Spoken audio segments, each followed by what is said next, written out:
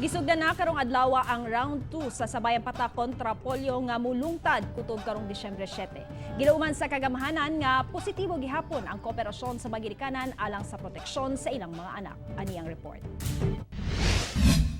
Usa-usang gibalikan sa mga personahe sa Department of Health o Davao City Health Office ang mapanimalay nga dunay bata nga nag-edad og 0 to 59 months kini aron subling mapatakan og kontra polio.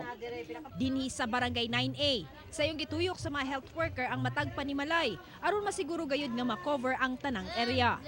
So mga tagtag sa January 1 ang next na po pagmatagan ko.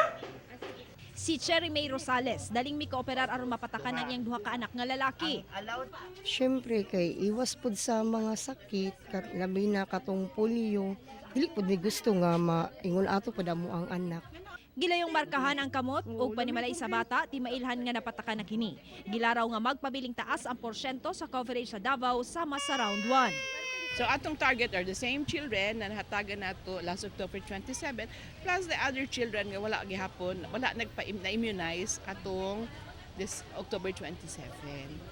Unsa may hitabo dok atong mga first The first, they will have to get the second dose and the third dose also in January to finish the 3 doses. Aduna usay libreng patak kontra polio sa mga health center, private pediatricians ug uban pang strategic nga mga lugar.